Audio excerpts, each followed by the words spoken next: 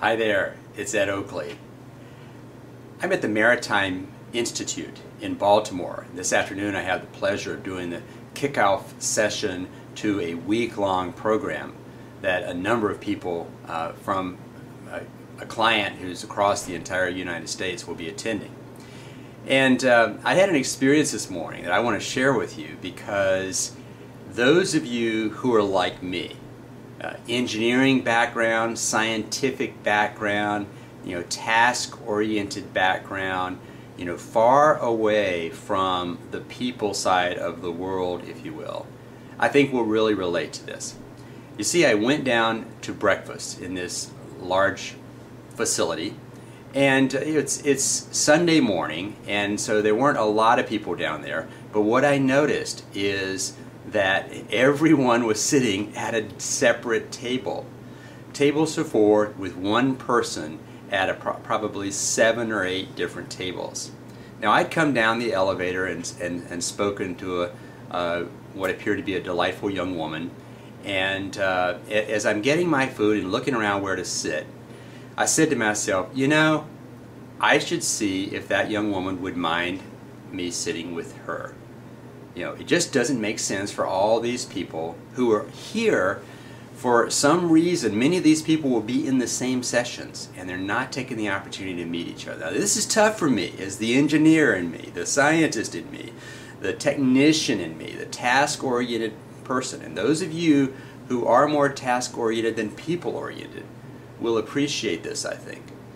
But what I want to show is the rewards that happen when you step out of your box and step up and do things that are a little outside the ordinary. In this particular case, I did walk over to the young woman whose name is Bridget, and I said, "Do you mind if I sit with you?" She said, "No, not at all, thank you." So I sat down and we started chatting, and it turns out she's here among a bunch of firefighters who are here to learn about how to create political campaigns. Wow, what a fascinating thing. And it also says, I think something special about these firefighters. These are a little different than the typical firefighters. I would say, leaning more toward a leadership kind of a role, kind of very naturally. And in fact, I had been on the shuttle from Baltimore Airport last night with several firefighters, and I thought, wow, they're very interesting people. And not that all firefighters aren't, but it just, they were out there having a more interesting conversation than some I might have had in that same situation before. And so here I am at breakfast finding out what they're doing there. And she's going to be part of a group running an actual simulated campaign, political campaign. So I decided to end up sharing with her the framework for leadership. I said, there might be an opportunity for you to help your group facilitate it to another level of effectiveness by using the framework. And I go through the whole thing, and among other things, one of the things that she said is, I do some personal therapy. And she said, that is so close to what I use already. And I said, are you familiar with brief therapy? And she said, yes, I am. She says that I am familiar with the concept. And that's essentially what I discovered years ago when a therapist from Colorado Springs called me and said, "Ed, where did you get this framework for leadership? I think I know where." Well, I was really glad he said that second part, because this had come to me actually in a dream, and so I didn't know where it came from except from the universe, if you will. And he starts explaining to me how it's so close to what they teach in brief therapy.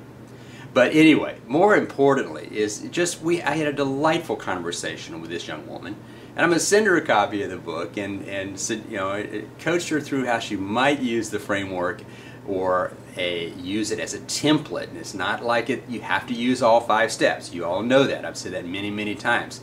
But it's a guideline for what we might do in any particular situation where we're facilitating a group.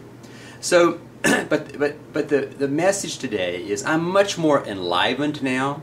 I'm much more energized, much more in a place to serve our client really well today, because I stepped out of my box a little bit did something that was uncomfortable for me and asked if it was okay if I sat down and had breakfast with this young woman.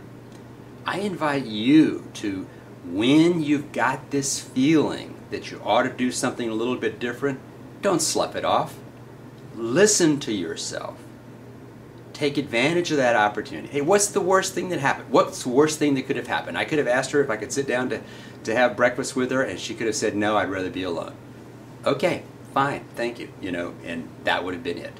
So do that, and you'll find that every time you do that, it gets a little easier to do it again, and you'll literally or virtually always get rewarded for doing so. Have a great day. Thanks for letting me share this.